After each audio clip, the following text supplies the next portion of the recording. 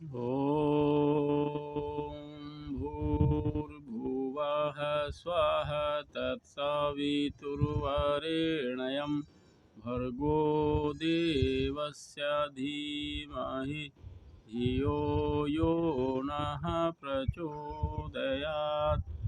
ॐ वराहपीडं नटवरवपुः कर्णयोर्कर्णिकारं बिभ्रद्वासः कनककपिशं वैजयन्तीं च मालाम् रन्ध्रान् वेणोर्धरसुधया पूरयन् गोपवृन्दैर्वृन्दारण्यं स्वपदरमणं प्राविशत् गीतकीर्तिं वन्दे राधापदाम्भोजं ब्रह्मादिसुरवन्दितं यत् कीर्तिं कीर्तनेनैव पुनाति भुवनत्रयम्।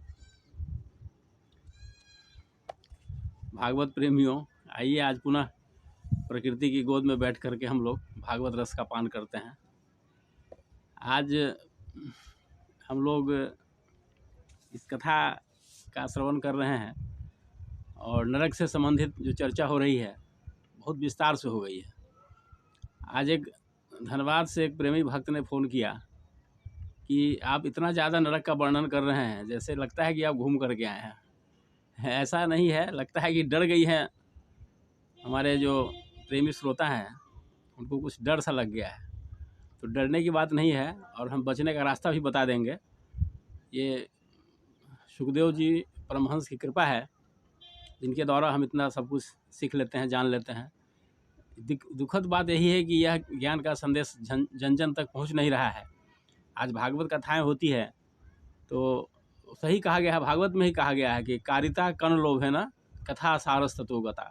ये धन के लोभ में कथा होने के कारण कथा का सार तत्व ही खत्म हो गया है, इसलिए इसका प्रभाव नहीं पड़ रहा है। अगर हम सुखदेव परीक्षित का संवाद गौर से पढ़ें, सुने और दूसरे तक पहुंचावें तो ये बहुत बड़ा लोक कल्याण होगा, इसमें कहीं दो मत नहीं है।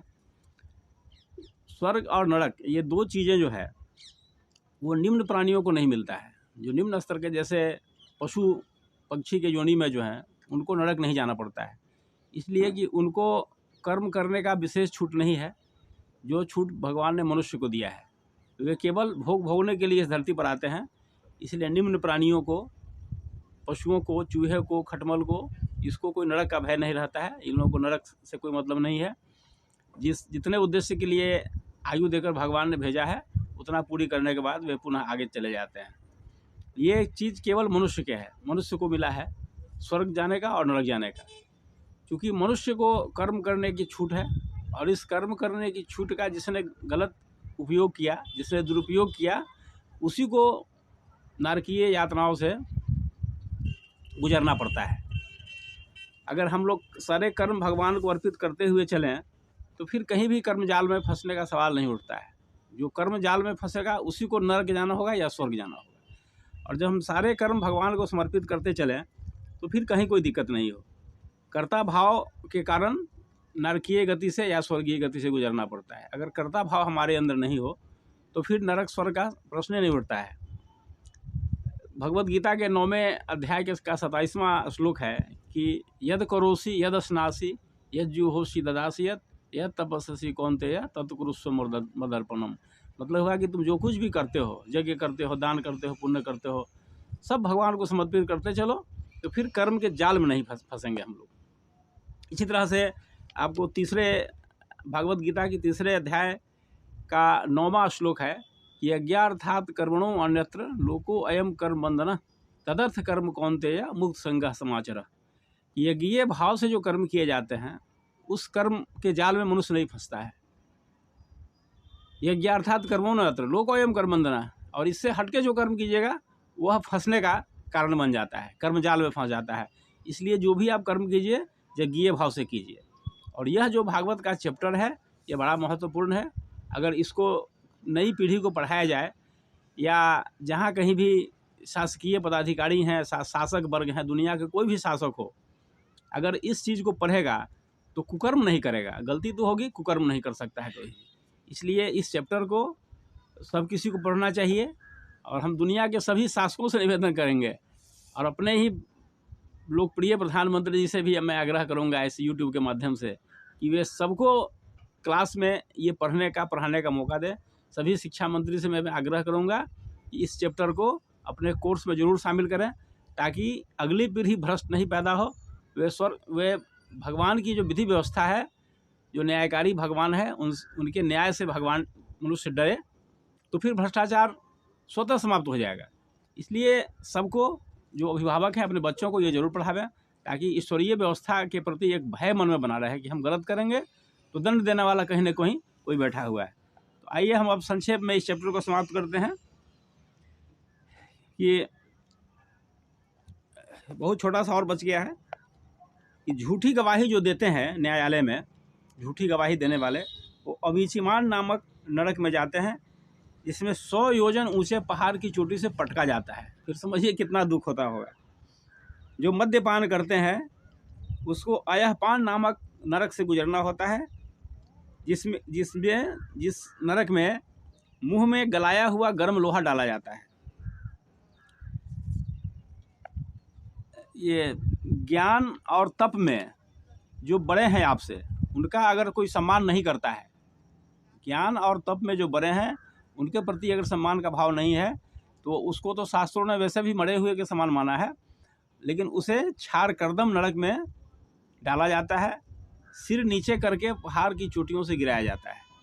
जो मांस का भोजन करते हैं, पशुओं का मांस खाते हैं, उनको वे पशु अगले जन्म में पुनः उनसे बदला लेते हैं। इसलिए मांसाहारी लोग सावधान रहें, अगले जन्म में बदला चुकाने के लिए वे पशु आपसे बदला लेंगे, आपका मांस नोचेंगे। इसलिए आप अभी से तैयार रहिए। मांसाहारी लोग, बचना है तो अभी से बचिए। जो अपने अतिथियों से दुर्व्यवहार करते हैं वे पर्यावर्तन नामक नरक में जाते हैं।